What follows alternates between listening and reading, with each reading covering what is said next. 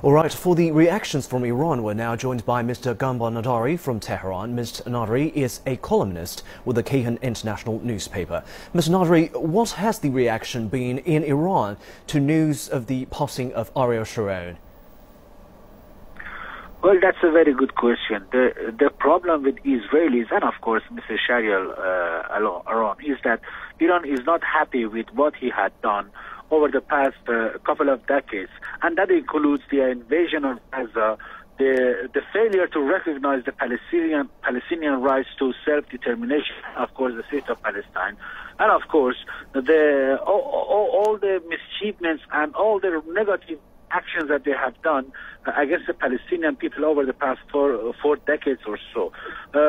As you know, Iran does not seek any confrontation or war with Israel, and Iran is very serious about that. And Iran wants to make sure that it will not be used, as a pretext to launch any war against Iran.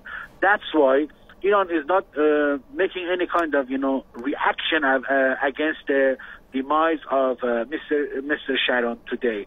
But let's not forget that Iran does not recognize Israel, and it includes the premiership of Mr. Sharon.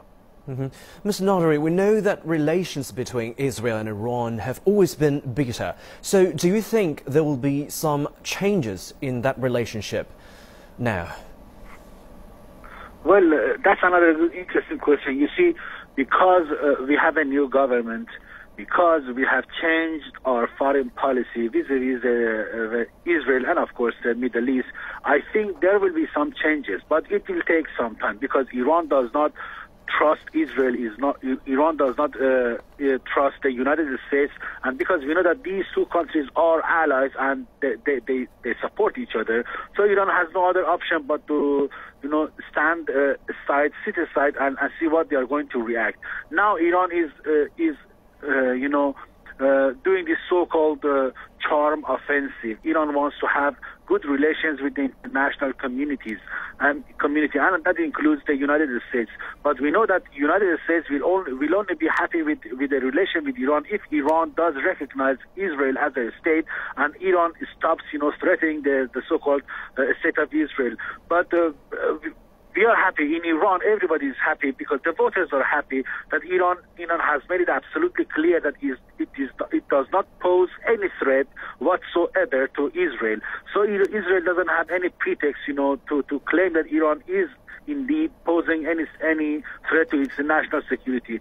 So I think maybe not in the near future, but in a distant future, there will be better relations between Iran and the United States, and of course between Iran and the allies of the United States. All right, Mr. Nadari, thank you very much for your insights and